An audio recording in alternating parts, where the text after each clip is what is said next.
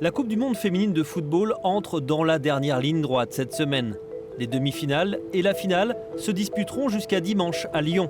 La troisième ville française n'a pas attendu les phases finales de la compétition pour devenir la capitale mondiale de la discipline. Son club, l'Olympique lyonnais, a remporté en mai dernier pour la 6e fois la Ligue des Champions. Son emblématique président, Jean-Michel Aulas, est devenu l'un des personnages les plus influents du football féminin. Il nous reçoit dans son bureau du Groupama Stadium. Les structures des équipes féminines ont évolué. La plupart des grands clubs européens vous ont emboîté le pas, comme ça a été le cas dernièrement du Real Madrid. Le sport s'est professionnalisé. En quoi cette Coupe du Monde peut être un tournant pour le football féminin ?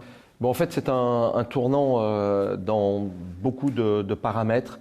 D'une part, la professionnalisation, comme elle est exposée avec des audiences télévisées énormes, fait que les sélections elles-mêmes tiennent à être le plus professionnelles. Donc il y a une volonté des fédérations de créer cette évolution par le haut.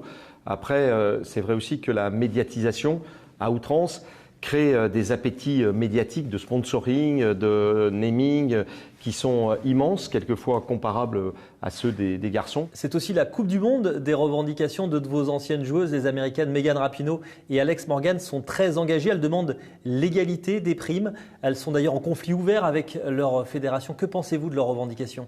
Elles ont raison de revendiquer et c'est pour ça que les deux joueuses exceptionnelles que vous avez notifiées sont venues jouer à Lyon. Donc ce qui veut dire qu'on leur avait apporté un certain nombre de satisfactions. Non, c'est dans l'humeur du temps. On doit aussi prendre en compte les réclamations. On n'est pas obligé de donner tout, mais on doit trouver des règles qui sont des règles tout à fait normales, d'équité et de relations économiques ouvertes. Parlons un peu de terrain, de la compétition. À présent, le stade est juste à côté de nous. Comment jugez-vous le niveau justement de ce tournoi ? C'est un tournoi qui a beaucoup progressé, on l'a dit tout à l'heure, sur le plan professionnel. Mais sur le plan foncier, on voit que la performance athlétique des joueuses est infiniment supérieure à la dernière Coupe du Monde. Et puis je pense que petit à petit, individuellement, le niveau des joueuses évolue sur le plan technique. Sur le plan tactique, je l'ai dit souvent, l'appréciation tactique des féminines est presque supérieure au masculin. Et donc on a un niveau vraiment exceptionnel de Coupe du Monde.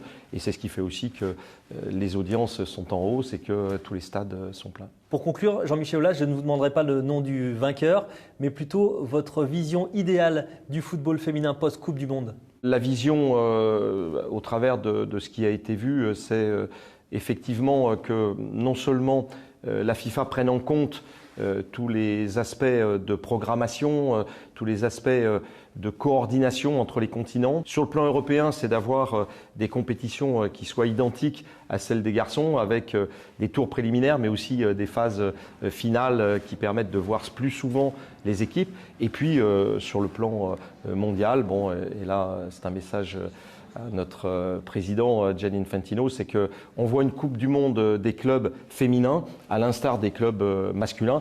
Et je ne prêche pas pour ma paroisse, mais c'est vrai que pour la reconnaissance des très grands clubs qui ont fait l'effort d'avoir une section féminine, ce serait idyllique et formidable. Merci beaucoup Jean-Michel Aulas.